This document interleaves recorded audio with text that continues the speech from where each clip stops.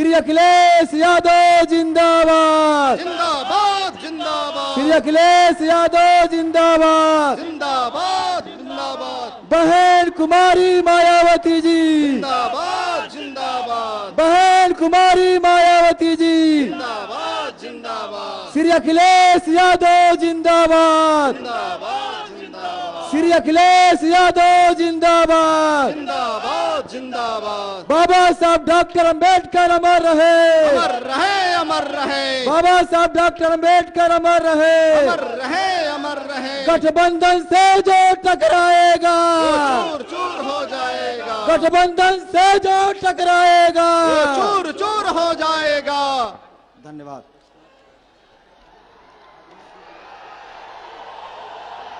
आप जिनके लिए पलके बिछाए हैं, बहुजन समाज पार्टी की राष्ट्रीय अध्यक्ष एवं पूर्व सांसद व उत्तर प्रदेश की 4 बार मुख्यमंत्री रही माननीय बहन कुमारी मायावती जी हम लोग के बीच में पहुंच चुकी हैं।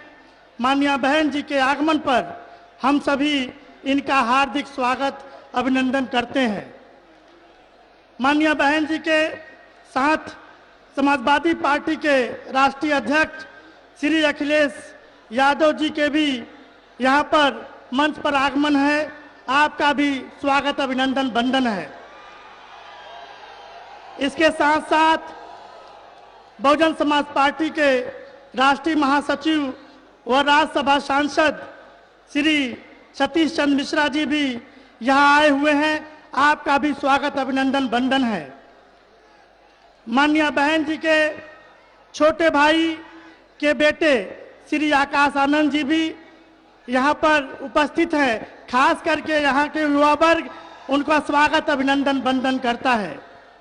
अब मैं निवेदन करूंगा लोकसभा क्षेत्र प्रत्याशी देवरिया श्री विनोद कुमार जायसवाल जी से और लोकसभा प्रत्याशी क्षेत्र बांसगांव के माननीय सदल प्रसाद जी से कि वो आए और बहुजन समाज पार्टी की राष्ट्रीय अध्यक्ष एवं पूर्व मुख्यमंत्री पूर्व सांसद माननीय बहन कुमारी मायावती जी को बहुजन समाज पार्टी का प्रतीक चिन्ह हाथी भेंट करें।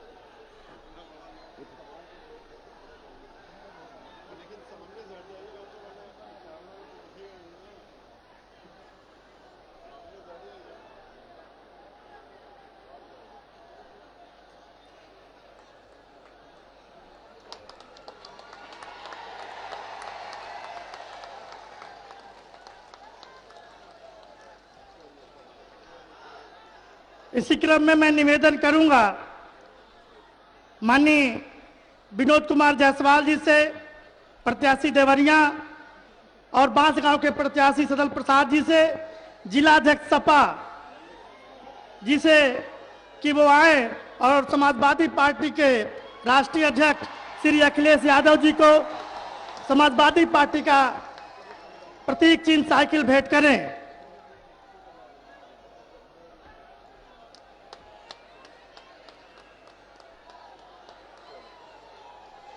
इसी क्रम में अब मैं निवेदन करूंगा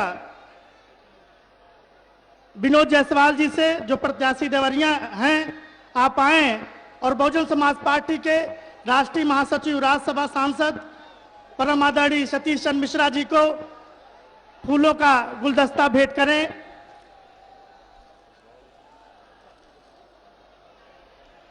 अब मैं निवेदन करूंगा बांसगांव के प्रत्याशी माननीय सदल प्रसाद जी से कि वो आए और बहन जी के छोटे भाई के बेटे श्री आकाश आनंद जी को फूलों का गुलदस्ता भेंट करें।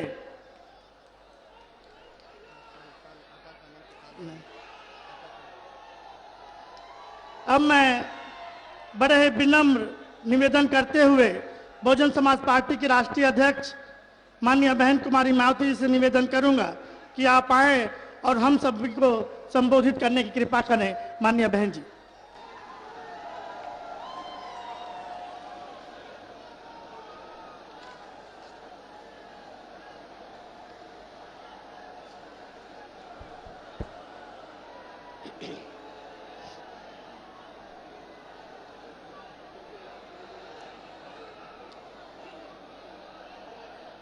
देवरिया की चुनावी जनसभा में इकट्ठा हुए यहाँ गठबंधन के सभी छोटे बड़े पदाधिकारियों एवं कार्यकर्तागण, आज आप लोग बीएसपी, सपा व आरएलडी के बने गठबंधन के अपने लोकसभा उम्मीदवारों के समर्थन में मेरे साथ साथ सपा प्रमुख श्री अखिलेश यादव को भी सुनने के लिए यहाँ भारी संख्या में इकट्ठा हुए हैं, तो इसके लिए मैं आप सभी लोगों का हार्दिक दिल से आभार प्रकट करती हूँ। और वैसे आज मुझे आपकी इस अपार भीड़ और भीड़ के जबरदस्त जोश को भी देखकर ऐसा लग रहा है कि इस बार चुनाव में आप लोग दिल्ली जाने के जरूर मूड में हैं। इस बार चुनाव में आप लोग नमो नमो वालों की जरूर छुट्टी करने वाले हैं और अपने जय भीम वालों को ही लाने वाले हैं। और ये आपकी इच्छा भी जरूर पूरी हो जाएगी यदि आप लोग इस चुनाव में यहाँ अपने गठबंधन का अच्छा रिजल्ट ले आते हैं। लेकिन अब मैं आप लोगों का ध्यान इस चुनाव में अपने गठबंधन के उम्मीदवारों को कामयाब बनाने के लिए कुछ जरूरी बातों की तरफ दिलाना चाहती हूँ। इस संबंध में सबसे पहले मैं कांग्रेस पार्टी के बारे में ये कहना चाहूँगी कि आज़ादी के बाद शुरू में केंद्र व देश के अधिकांश राज्यों में भी ज़्यादातर सत्ता यहाँ इसी कांग्रेस पार्टी के ही हाथों में केंद्रित रही है। किंतु यहाँ खास ध्यान देने की बात यह है कि कांग्रेस पार्टी के केंद्र में व अधिकतर राज्यों में भी लंबे अरसे तक रहे शासनकाल में इनकी अधिकांश रही गलत नीतियों व गलत कार्य प्रणाली की वजह से ही फिर इस पार्टी को केंद्र व काफी राज्यों की भी सत्ता से बाहर जाना पड़ा है। और अब वर्तमान में देश में लोकसभा के लिए हो रहे आम चुनाव में भारतीय जनता पार्टी भी केंद्र में अपनी सरकार की रही, खासकर आरएसएसवादी, पूंजीवादी, संकीर्ण, सांप्रदायिक, द्वेषपूर्ण व जातिवादी गलत नीतियों एवं गलत कार्य प्रणाली की वजह से इस बार ये भारतीय जनता पार्टी भी केंद्र की सत्ता से जरूर बाहर चली जाएगी।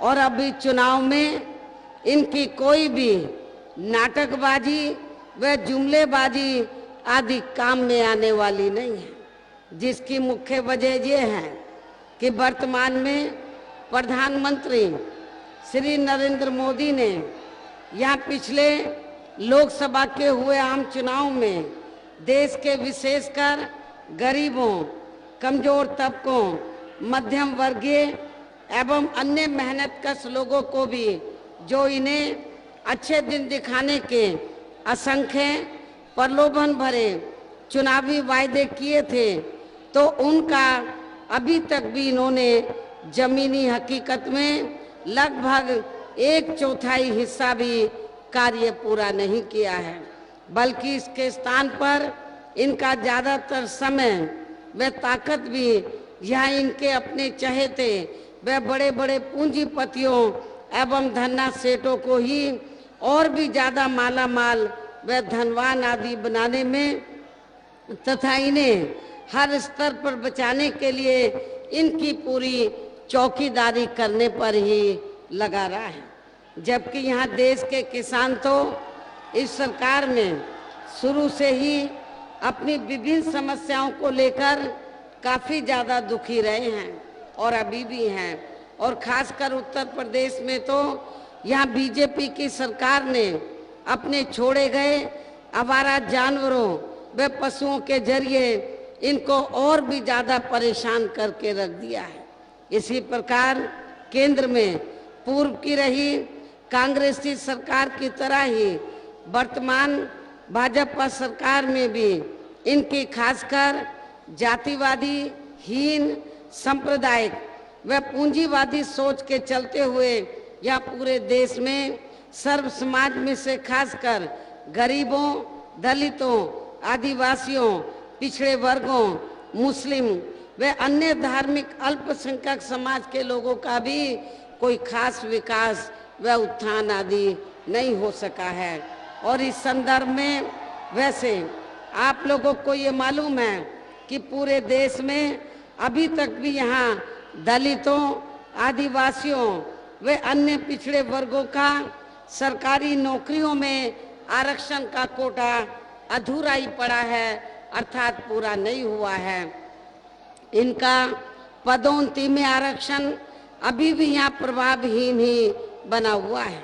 और इतना ही नहीं बल्कि केंद्र व राज्यों में कांग्रेस, बीजेपी व अन्य विरोधी पार्टियों की सरकारों में भी इन सभी वर्गों को प्राइवेट सेक्टर में आरक्षण दिए जाने की व्यवस्था किए बिना ही इनकी सरकारों के ज्यादातर सरकारी कार्य प्राइवेट सेक्टर के जरिए ही इनके बड़े बड़े पूंजीपतियों व धन्ना सेठों को ही दिए जा रहे हैं, जिसके कारण अब इनको पूरे देश में आरक्षण का बहुत कम ही लाभ मिल पा रहा है।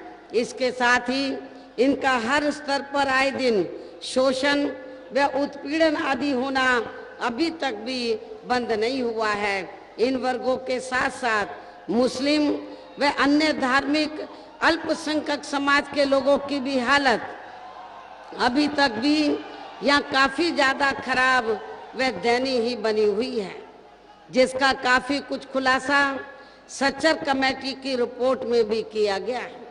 और वर्तमान में केंद्र व अधिकांश राज्यों में भी बीजेपी व आरएसएस की सरकारों के चलते हुए अब इनका विकास व उत्थान होना भी लगभग बंद सा ही हो गया है। और अब इन पर हर स्तर पर आए दिन हो रही जुल्म जाति भी यहाँ काफी ज्यादा चरम सीमा पर ही पहुंच चुकी है। इन लोगों के अलावा इस सरकार में यहाँ अपर कास्ट समाज में से विशेषकर गरीब लोगों की भी हालत हमें कोई खास अच्छी नजर नहीं आती है। इसके साथ ही इनकी केंद्र की सरकार ने पूरे देश में खासकर नोटबंदी व जीएसटी को जिस प्रकार से बिना पूरी तैयारी के ही इसे बहुत जल्दबाजी में लागू किया है, तो उससे अब यहाँ पूरे देश में गरीबी एवं बेरोजगारी और भी ज्यादा बढ़ी है। और इससे छोटे एवं मध्यम वर्गीय व्यापारी वर्ग अभी भी यहाँ काफी ज्यादा दुखी हैं। देश की अर्थव्यवस्था पर भी इसका लगातार काफी बुरा प्रभाव पड़ रहा है। भ्रष्टाचार भी हर स्तर पर इस सरकार में काफी ज्यादा बढ़ा है, जिससे हमारे यहाँ रक्षा सौदे तक भी अछूते नहीं रहे हैं। इसके अलावा केंद्र की वर्तमान भाजपा सरकार में भी अपने देश की सीमाएं अभी भी पूरे तौर से सुरक्षित नहीं हैं, जिसकी वजह से ही यहाँ आए दिन आतंकी हमले होते रहते हैं, जिसमें अपने देश के अभी तक यहाँ काफी ज्यादा जवान भी शहीद हो चुके हैं। किंतु इस मामले में अति दुख की बात यह है कि इसे भी अब बीजेपी के लोग इस चुनाव में किसी न किसी रूप में भुनाने में ही लगे हैं। ऐसे हालातों में अब आप लोगों को इस चुनाव में कांग्रेस, बीजेपी व अन्य और विरोधी पार्टियों को भी या किसी भी कीमत पर केंद्र की सत्ता में आसीन नहीं होने देना है, जिनको आप लोग काफी ज्यादा आजमा भी चुके हैं।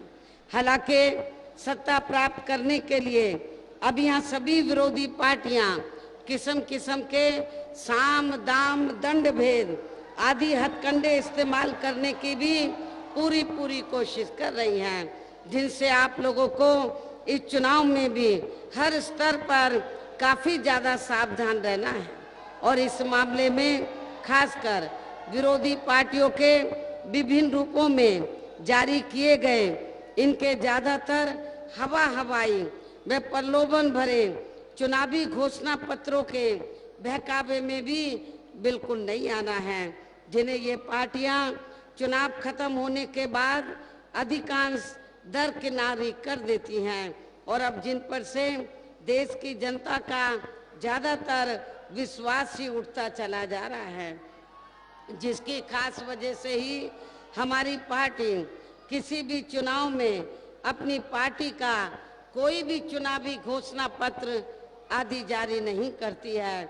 और इस संदर्भ में मैं खासकर बीजेपी व कांग्रेस पार्टी के बारे में भी ये कहना चाहूंगी कि बीजेपी ने देश में पिछले लोकसभा के हुए आम चुनाव में अपने जारी किए गए चुनावी घोषणा पत्र में या केंद्र में अपनी सरकार बनने पर देश की जनता को जो अच्छे दिन दिखाने के असंख्य प्रलोभन भरे चुनावी वायदे किए थे, तो इनके अभी अधिकांश चुनावी वायदे केंद्र में पूर्व की रही कांग्रेसी सरकार की तरह ही ज्यादातर खोखले ही साबित हुए हैं। और इतना ही नहीं बल्कि चुनाव में इसी प्रकार के प्रलोभन भरे चुनावी वायदे कांग्रेस पार्टी भी कर रही है और इस कांग्रेस पार्टी ने देश के खासकर अति गरीबों के वोटों को लुभाने के लिए इनको हर महीने 6,000 रुपए के हिसाब से देने की जो ये बात कही है, तो इससे भी इनकी गरीबी को दूर करने का कोई स्थायी हल निकलने वाला नहीं है, जिसे खास ध्यान में रखकर ही हमारा इस संबंध में ये कहना है कि यदि केंद्र में हमें सरकार बनाने का मौका मिलता है तो तब फिर हमारी सरकार यहाँ देश में अति गरीब परिवारों को हर महीने 6,000 रुपए देने की बजाय बल्कि इसके स्थान पर उन्हें सरकारी व गैर सरकारी क्षेत्रों में स्थायी रोजगार देने की भी पूरी व्यवस्था करेगी। इस प्रकार बीजेपी की तरह कांग्रेस पार्टी के भी ऐसे अनेकों और किए गए इनके प्रलोभन भरे चुनावी वायदों के बहकावे में भी या अति गरीबों को व अन्य जरूरतमंद लोगों को भी कतई नहीं आना है और इन्हें अब यहाँ केंद्र की सत्ता में आने से जरूर रोकना है। इन्हीं जरूरी बातों के साथ ही अब मेरा यही कहना है कि आप लोगों को अपने खुद के व अपने प्रदेश के तथा पूरे देश के भी हित में अपने वोटों को इन सभी विरोधी पार्टियों को ना देकर केवल यहाँ अपने बने इस गठबंधन को ही देना है, जो ये केंद्र में अपनी सरकार बनने पर फिर यहाँ पूरे देश में अपनी सर्वजन हिताय व सर्वजन सुखाय की नीतियों पर आधारित ही सरकार चलाएंगे। और तभी फिर यहाँ हमारे महान संतों, गुरुओं एवं महापुरुषों में भी खासकर महात्मा ज्योतिराव फूले, श्री छत्रपति शाहू जी महाराज, श्री नारायण गुरु, बाबा साहब डॉक्टर भीमराव अंबेडकर, डॉक्टर राम मनोहर लोहिया एवं मान्यवर श्री कांशीराम जी आदि का भी अधूरा सपना जरूर साकार हो सकता है, जिसके लिए अब आप लोगों को इस चुनाव में यहाँ अपने गठबंधन के सभी लोकसभा के उम्मीदवारों को जरूर कामयाब बनाना है। और अच्छी बात यह है कि सपा प्रमुख श्री अखिलेश यादव ने भी अपने गठबंधन के उम्मीदवारों को जिताने के लिए यहाँ अपनी पार्टी के लोगों को भी काफी युद्ध स्तर पर लगाया हुआ है और वैसे ये खुद भी काफी मेहनत से लगे हैं।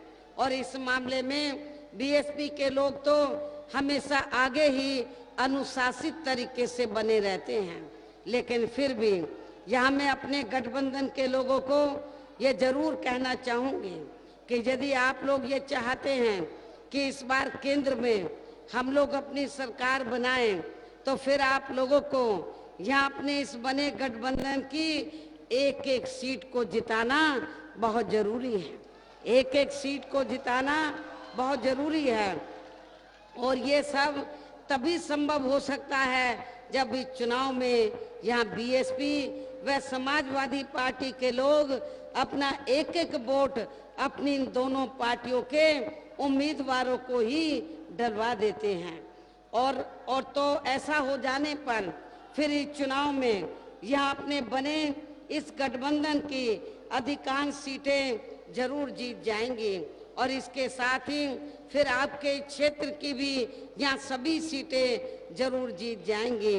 और वैसे आप लोगों को ये मालूम है कि उत्तर प्रदेश में अभी तक जितने भी चरण के वोट पड़ चुके हैं तो उनकी हमें अधिकांश यहाँ अपने गठबंधन के पक्ष में ही काफी अच्छी रिपोर्ट मिल रही है।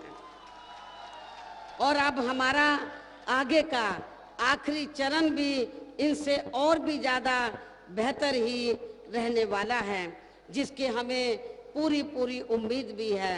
और मैं खासकर यहाँ जो गोरखपुर मंडल में जितनी भी लोकसभा की सीटें हैं तो गठबंधन के तहत चाहे बीएसपी के उम्मीदवार चुनाव लड़े हों या समाजवादी पार्टी के, मेरी गठबंधन के लोगों से ये पुरजोर अपील है कि आपके गोरखपुर मंडल में गठबंधन के जो भी उम्मीदवार चुनाव लड़े हैं उनको आप लोग भारी वोटों के अंतर से जरूर जिताएंगे, जरूर कामयाब बनाएंगे।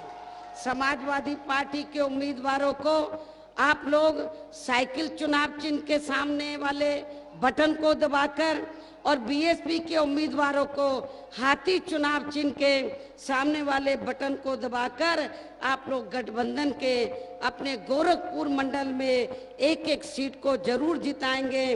और आप लोगों को ये तैयार करना है कि गोरखपुर मंडल में जब हम लोग बाई इलेक्शन में गोरखपुर सदर लोकसभा की सीट से बीजेपी को धूल चटा सकते हैं, ये तो जनरल इलेक्शन है।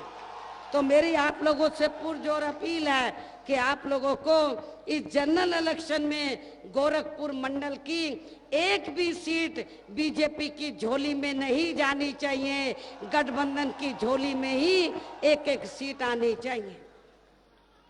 और वैसे मुझे आप लोगों की ये जो अपार भीड़ है उससे ऐसा लग रहा है कि आप लोग गोरखपुर मंडल में एक एक सीट को जरूर जिताएंगे।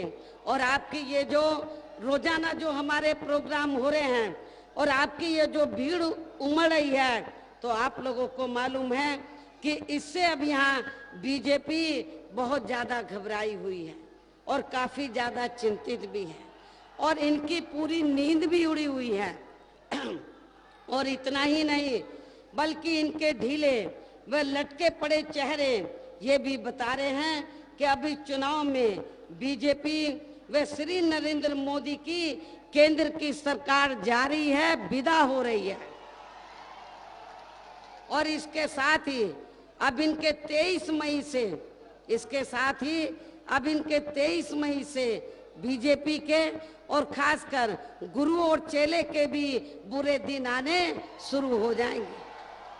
और फिर इसके बाद होगा क्या? और फिर इसके बाद यह इनके योगी की भी मठ में जाने की तैयारी फिर शुरू हो जाएगी। इस प्रकार से अपनी ऐसी खराब स्थिति को देखते हुए अब ये लोग बीजेपी के लोग या जनता की सहानुभूति लेने व उन्हें गुमराह करने के लिए भी किस्म किस्म के हथकंडे इस्तेमाल कर रहे हैं। हालांकि अभी हाल ही में यह हमारे गठबंधन को कमजोर करने व इसे तोड़ने के लिए भी इन्होंने खासकर बीएसपी व सपा में किस्म किस्म के भ्रम पैदा करने की भी पूरी कोशिश की है, जिसमें इनको बिल्कुल भी सफलता नहीं मिली है, जिसको लेकर भी अब ये लोग काफी ज्यादा दुखी हैं। लेकिन फिर भी यहाँ मैं इनको ये बात जरूर बता देना चाहती हूँ बीजेपी के लोगों को, अब यहाँ हमारे गठबंधन के मामले में इनकी फूट डालो और राज करो की नीति कतई भी चलने वाली नहीं है। और इसके साथ साथ मैं इनको ये भी कहना चाहती हूँ कि ये जो हमारा गठबंधन बना है सपा बसपा आरएलडी का, ये गठबंधन कोई ये कोई टेम्परेरीली नहीं है, ये स्थायी है, ये मजबूत है और ये गठबंधन लंबा चलेगा। ये गठबंधन लंबा चलेगा और ये गठबंधन जब तक शांत होकर नहीं बैठेगा तब तक केंद्र में तो अब इनकी सरकार जा रही है, जब तक हम उत्तर प्रदेश में भी योगी की सरकार को उखाड़ कर नहीं फेंक देते हैं। और अब अंत में मेरा आप लोगों से यही अनुरोध है कि हमने गठबंधन के तहत यहाँ आपकी देवरिया जो लोकसभा की सीट है, देवरिया लोकसभा की सीट से हमने श्री विनोद कुमार जायसवाल को तो चुनाव के मैदान में उतारा है। देवरिया लोकसभा की सीट से गठबंधन के तहत जो बीएसपी के उम्मीदवार हैं श्री विनोद कुमार जायसवाल को, और इसके बगल में ही लगी है बांसगांव रिजर्व सीट, जिसकी कुछ सीट ये आपके देवरिया जिले में भी आती है, तो हमने बांसगांव रिजर्व लोकसभा की सीट से गठबंधन के तहत बीएसपी के उम्मीदवार श्री सदल प्रसाद को चुनाव के मैदान में उतारा है। मेरी आप लोगों से पुरजोर अपील है कि आप लोग गठबंधन के बीएसपी के इन दोनों प्रत्याशियों को हाथी चुनाव चिन्ह के सामने वाले बटन को दबाकर इनको भारी वोटों के अंतर से जरूर जिताना है। और इसके लिए अब आप लोगों को वोट पड़ने वाले दिन सबसे पहले सुबह उठते ही वह समय से अपने अपने पोलिंग बूथों पर अपना वोट डालने के लिए जरूर जाना है। और उसके बाद ही फिर आपको अपना कोई जलपान आदि करना है। और इस मामले में हमारी महिलाएं भी अपने पुरुषों से पीछे नहीं रहेंगी, जो आज बड़ी तादाद में मुझे सुनने के लिए यहाँ आई हैं। उनकी मैं वैसे बहुत बहुत आभारी भी हूँ।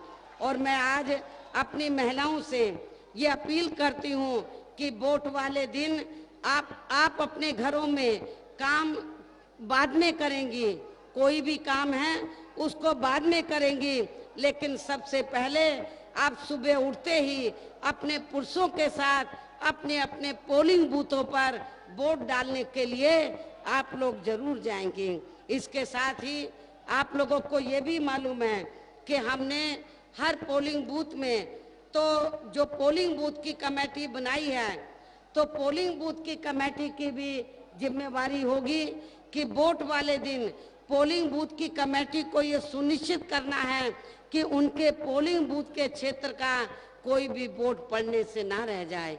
एक एक वोट आप लोगों का पड़ना चाहिए। तो अब मैं आप लोगों का और ज्यादा समय ना लेते हुए अब मैं पुनः तो गठबंधन के बीएसपी के दोनों उम्मीदवारों को हाथी चुनाव चिन्ह के सामने वाले बटन को दबाकर इनको भारी वोटों के अंतर से जिताने की अपील करते हुए अपनी बात यहीं समाप्त करती हूँ। लेकिन अब मेरे बोलने के तुरंत बाद ही सपा प्रमुख श्री अखिलेश यादव भी अपने गठबंधन को कामयाब बनाने के लिए अपनी जरूरी बातें आप लोगों के सामने रखेंगे। और अब मैं आप लोगों से यही रजा लेती हूँ। जय भीम, जय लोहिया व जय भारत।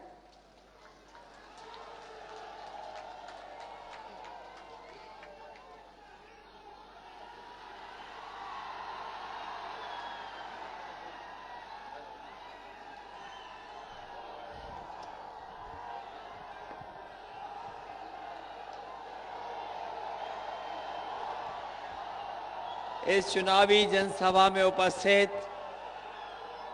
मंच पर बहुजन समाज पार्टी की राष्ट्रीय अध्यक्ष आदरणीय मायावती जी, बहुजन समाज पार्टी के राष्ट्रीय महासचिव सतीश चंद्र मिश्रा जी, बहुजन समाज पार्टी के युवा नेता आकाश आनंद जी, मंच पर उपस्थित समाजवादी पार्टी के सभी हमारे पदाधिकारी, बहुजन समाज पार्टी के सभी हमारे पदाधिकारी, आरएलडी के सभी नेता पदाधिकारी और इस चुनावी जनसभा में उपस्थित हमारे सभी किसान भाई, बड़ी संख्या में हमारी माताएं, बहनें, नौजवान साथी और पत्रकार बंधुओं, मैं सबसे पहले इस चुनावी जनसभा में उपस्थित आप सबका बहुत बहुत धन्यवाद और आभार प्रकट करता हूं। इतनी गर्मी होने के बावजूद भी और सुबह से ही लगातार आप यहां पर बैठे हैं और ये जोश और उत्साह कम हो नहीं रहा है। ये जो जोश और उत्साह बता रहा है और जो बड़ी संख्या में लोग आप उपस्थित हैं, ये हमें भरोसा दिला रहा है कि इस बार जब वोट पड़ेंगे 19 तारीख को, तो एक एक वोट बहुजन समाज पार्टी के दोनों प्रत्याशी जिन्हें गठबंधन का समर्थन है, वो ऐतिहासिक वोटों से जीत करके जाएंगे। वैसे तो ये 7वें चरण का चुनाव है और हमारे साथी तो पहले चरण से ही चुनाव देख रहे हैं। पहले चरण से जो वोट पड़ना शुरू हुआ है और जिस तरीके से समर्थन मिला है, मुझे पूरा भरोसा है कि 7वें चरण तक भारतीय जनता पार्टी का पूरा सफाया उत्तर प्रदेश से हो जाएगा। ये भारतीय जनता पार्टी के लोग अपने सब किए हुए वादे भूल गए हैं। जो वादे किए थे अच्छे दिन के, आज वो अच्छे दिन याद नहीं है उन्हें। जो वादे किए थे हमारे किसान और गरीब से, किसानों की आय दोगुनी हो जाएगी और हमारे किसानों को लागत का 1.5 गुना मुनाफा मिल जाएगा। भारतीय जनता पार्टी ने उन सब वादों को भूलने का काम किया है। यही नौजवानों को भरोसा दिलाया था कि करोड़ों नौकरी मिल जाएंगी, लेकिन सरकार ने जो फैसले लिए हैं, आज नौकरी और रोजगार इनके हाथ में नहीं है। इस भारतीय जनता पार्टी के लोगों ने धोखा दिया है। इनकी सरकार की नींव झूठ पर और नफरत पर टिकी है और इस बार इस गठबंधन ने तय किया है कि झूठ और नफरत की दीवारों को गिरा करके इनका सफाया करने का काम करेंगे। और इधर जब तक 7 चरण में चुनाव आया है, ये स्वच्छ भारत कहना भूल गए हैं। बहुत प्रचार किया भारतीय जनता पार्टी ने स्वच्छ भारत का। स्वच्छ भारत के नाम पर बहुत पैसा वसूला, लेकिन जिस तरीके से भारतीय जनता पार्टी को उत्तर प्रदेश की जनता ने सफाया किया है, आज ये स्वच्छ करने का काम भारतीय जनता पार्टी का जनता ने कर दिया है। जो लोग कभी आए थे हमारे और आपके बीच में चाय वाला बनकर के आए और धोखा दिया, बताओ 5 साल में चाय का नशा उतर गया कि नहीं उतरा लोगों का? हमारे शिक्षा मित्र साथी हैं, इनको भी चाय पे भरोसा था, लेकिन चाय वालों ने इनको भी धोखा दे दिया। हमारे ये तमाम शिक्षा मित्र जानते होंगे, अगर कहीं आंदोलन में गए तो अपमानित होकर के आए हैं। न जाने कितने इनके साथी आत्महत्या कर लिए हैं।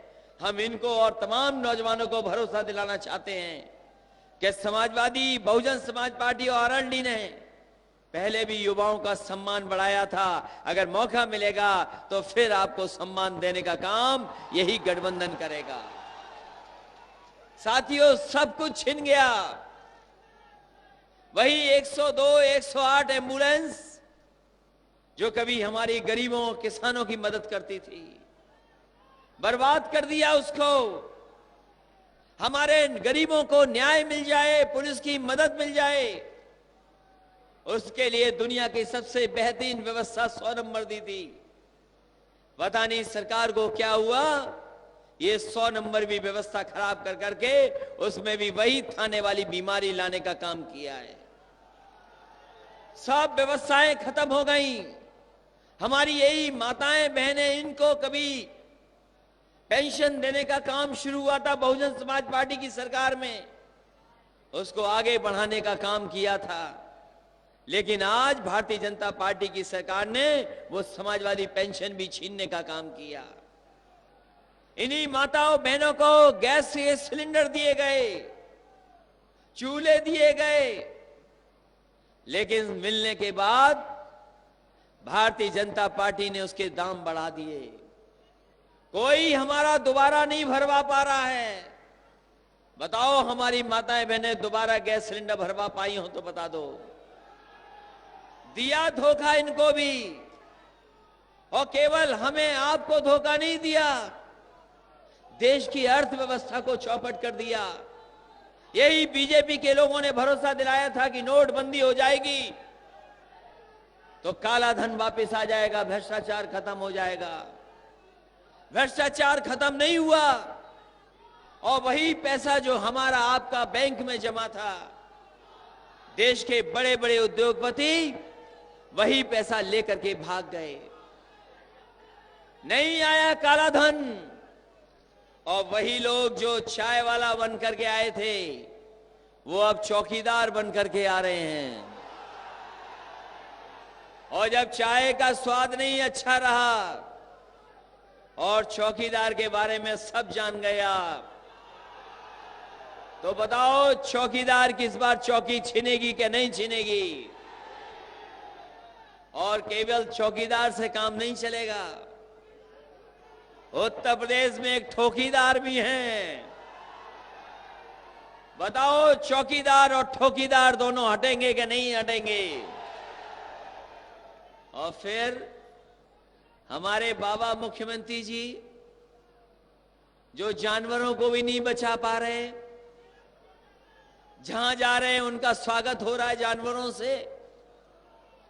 और अभी हाईकोर्ट ने और एनजीटी ने फैसला लिया है कि 25 तारीख तक सब जानवर हट जाएं। हम तो कहते हैं कि 25 तक क्यों इंतजार कर रहे हो? ये 19 को ही हट जाएंगे और 23 को रिजल्ट देख लेना आप। इसलिए साथियों, जिस सरकार ने जनता को दुख दिया हो, जानवरों को दुख दिया हो, लोकतंत्र में ऐसा जो कोई भी दुख देता है जनता को, समय आने पर जनता उनसे हिसाब किताब करना भी जानती है। इसलिए इस चुनाव में हम आपसे मदद मांगने आए हैं और सहयोग मांगने आए हैं। मुझे याद है वो समय जब गोरखपुर का उपचुनाव था, यहां के मुख्यमंत्री जिन्होंने अपनी सीट खाली की थी, कोई नहीं सोचता था कि गोरखपुर की लोकसभा जीती जा सकती है। मैं इस मौके पर आदरणीय मायावती जी का धन्यवाद दूंगा कि उन्होंने सहयोग किया, उनके कार्यकर्ताओं ने मदद की, और परिणाम देखो, आपके गोरखपुर की सीट भारतीय जनता पार्टी हार गई। आज वही लोग जो महागठबंधन से घबरा गए हैं, वो महामिलावटी बोल रहे हैं, हम उन्हें बताना चाहते हैं कि ये महामिलावटी गठबंधन नहीं है, ये महापरिवर्तन लाने वाला गठबंधन है। और जो लोग कह रहे हैं कि नया देश बनेगा, हम उन लोगों को बताना चाहते हैं ये महागठबंधन जीत करके देश को नया प्रधानमंत्री देगा, और नया प्रधानमंत्री ही देश को नया बनाने का काम करेगा। इसलिए साथियों, आपके हमारे अधिकारों को छीनने की साजिश है। जो अधिकार मिले थे संविधान से, उन संविधानों को छीनने की साजिश चल रही है। जो फैसले लिए गए हैं, अगर यही फैसले चले तो आने वाले समय में न शिक्षा मिलेगी, न रोजगार मिलेंगे, और ये तमाम लोग हमें और आपको पीछे करने का काम कर रहे हैं। ये साजिश को खत्म करने का भी चुनाव है। और ये जो प्रधानमंत्री जी हैं, जो कह रहे हैं मजबूत सरकार बनाएंगे, ये प्रधानमंत्री नहीं हैं, ये प्रचार मंत्री हैं। और जो काम किए इन्होंने 5 साल में, हमारे आपके लिए काम नहीं किया, हमारी आपकी मदद नहीं की। इन्होंने देश की 1% आबादी जो बहुत संपन्न हैं, अमीर हैं और न जाने किस दुनिया में रहते हैं, उनके प्रधानमंत्री बनकर के काम किया है। आज अर्थव्यवस्था पीछे चली गई। जो लोग कहते थे कि पैसा आएगा, उन लोगों ने पैसा जाने दिया। कभी कर्ज की बात करते थे, इनकी सरकार में 35 लाख करोड़ भारत के ऊपर कर्ज था और 5 साल के अंदर 70 लाख करोड़ कर्ज भारत सरकार के ऊपर है। हम जानना चाहते हैं ये 35 लाख करोड़ रुपए किनकी जेब में गए हैं? अगर किसान को नहीं मिला, गरीब को नहीं मिला, नौजवानों को नहीं मिला, माताओं बहनों को नहीं मिला, तो आखिरकार 35 लाख करोड़ ये भारत सरकार के पैसे कहां गए हैं? और अगर खो गए हैं तो उसका जिम्मेदार अगर कोई है तो भारतीय जनता पार्टी की सरकार जिम्मेदार है। इसलिए बहुत सारी बातें हो चुकी हैं। आदरणीय मायावती जी ने बहुत सारी बातें रख दी हैं। हम आप सब साथियों से एक ही निवेदन करना चाहते हैं कि ये चुनाव हमारे और आपके भविष्य का चुनाव है। बदलाव आएगा तो हमारा आपका भविष्य बेहतर होगा। संविधान के दिए हुए अधिकार आप तक अधिकार पहुंचेंगे। इसलिए एक एक वोट आपकी जिम्मेदारी है कि एक एक वोट बहुजन समाज पार्टी के जो प्रत्याशी हैं उनके पक्ष में जाना चाहिए। जो आपके चुनाव लड़ रहे हैं, देवरिया से जो आपके बहुजन समाज पार्टी और गठबंधन के प्रत्याशी हैं, विनोद कुमार जायसवाल जी, इनकी मदद करिए, इनका सहयोग करिए और एक एक वोट हाथी के चुनाव चिन्ह पर डाल करके इनको ऐतिहासिक वोटों से जिताने का काम करना। वही दूसरे प्रत्याशी हैं सदल प्रसाद जी, जो लोकसभा बांसगांव से चुनाव लड़ रहे हैं, इनकी भी मदद करना। ये भी गठबंधन के प्रत्याशी हैं और इनका चुनाव चिन्ह भी हाथी है। एक एक वोट इन दोनों के पक्ष में डाल करके इनको जिताने का काम करना। बताओ हमारे समाजवादी साथियों, जीतेंगे कि नहीं जीतेंगे? और अभी तो वोटों की गिनती नहीं हुई है। ये आवाज की गिनती कर ले तो वो जान जाएंगे कि जीत इसी गठबंधन की होने जा रही है। इसलिए हम कहते हुए कि एक भी वोट घटना ना पाए और एक भी वोट बढ़ने ना पाए, सभी के वोट हाथी के चुनाव चिन्ह पर एक साथ पड़ जाएं, ये दोनों ऐतिहासिक जीत जीतेंगे। और साथ ही साथ में चरण में भी यही गठबंधन ऐतिहासिक जीत जीत करके जा रहा है और देश में नई सरकार बनने जा रही है, देश में नया प्रधानमंत्री बनने जा रहा है। 2 दिन बकाया हैं, अब तो कोई समय नहीं बचा। बताओ समय बचा है कि नहीं बचा है? और इसी दिन का तो हम और आप सब इंतजार कर रहे थे। तो 19 तारीख को हाथी चुनाव चिन्ह पर एक एक वोट डाल करके इन दोनों प्रत्याशियों को ऐतिहासिक वोटों से जिता देना। आप सबका बहुत बहुत धन्यवाद, बहुत बहुत बधाई के साथ आप सबका आभार प्रकट करता हूं। बहुत बहुत धन्यवाद।